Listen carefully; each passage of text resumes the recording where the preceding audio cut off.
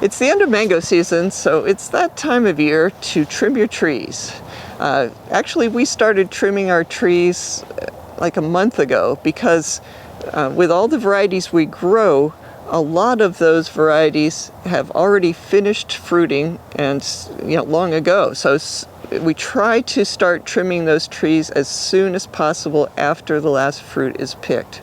Of course, for the early and mid-season varieties, a lot of times that doesn't happen right away because we're so busy with other things in the grove. But right now we are able to trim a lot of the trees, and so this is one of those. We have all sorts of evidence on the ground of things that used to be on top of this tree. We cut the tree way back, and we do that for a couple of reasons. One is to be able to spray the tree, make sure that it stays healthy. It has greater air circulation, which is good for the health of the tree also.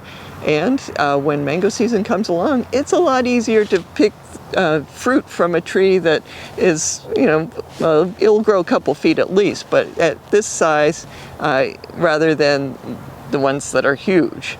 So anyway, this and many other trees in the grove have been trimmed. There's a tree right next door that is a little bit different, a little different kind of trim job. So let's look at that.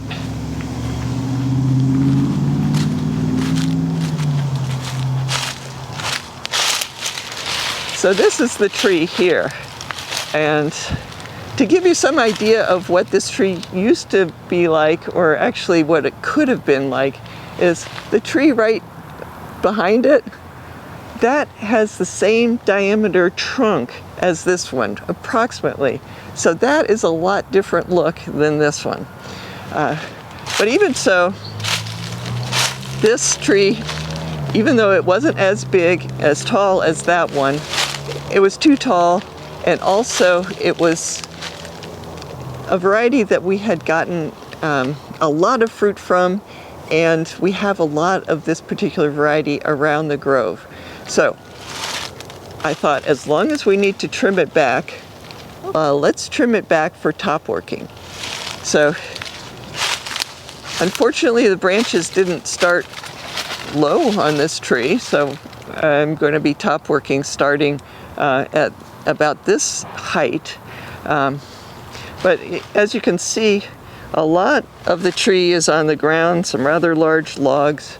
There was actually more of those that we already hauled away. But I left this one branch. And this branch is here just to keep this tree active.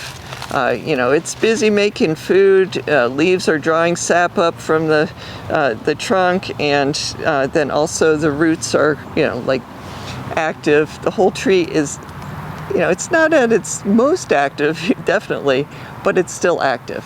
So as soon as this tree starts, recovering more, right now it's got some young shoots over on this part of the tree. As soon as those get a lot bigger, this branch is going to come down.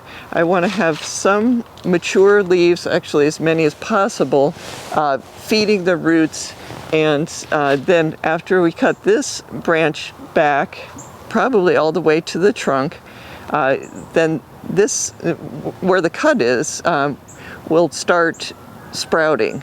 And so we'll have different areas wherever there are cuts, hopefully, sprouting, and then I can graft another variety onto it. And so there are several advantages to top working the trees. For us, it's like I get to sort of rebalance the grove. There's certain varieties that are very productive that we actually can get too many fruit of those varieties.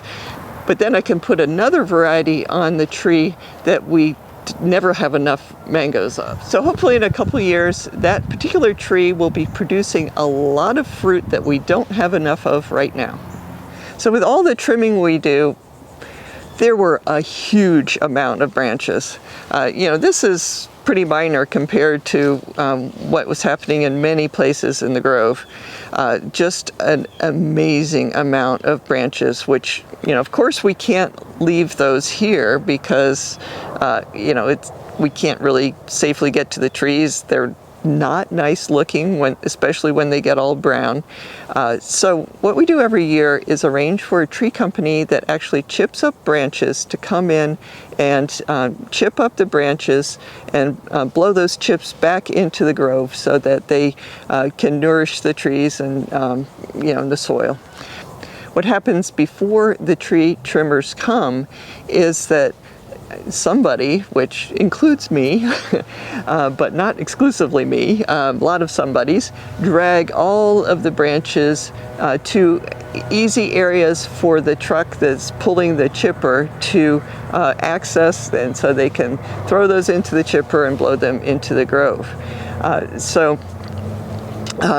What happened this year is we had another volunteer, somebody new, came and helped, and he brought his vehicle. So that was just a lot of fun.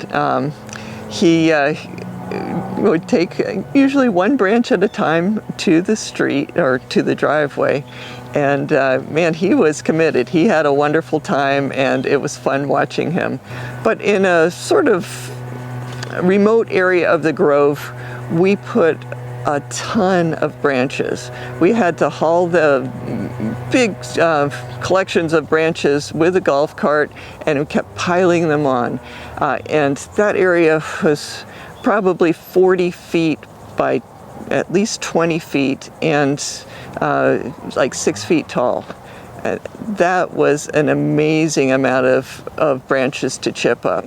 It's a lot of work to haul over the branches to the street and get the tree trimmers to come in and chip up everything, but I really think it's a good thing. Of course, we're not sending all that stuff to the landfill or whatever the county does with the branches, but we're also getting some use out of it because the leaves actually have quite a bit of nutrition. The woody parts, not as much, but still it's good for generally building the soil and giving the trees a little bit of nutrition.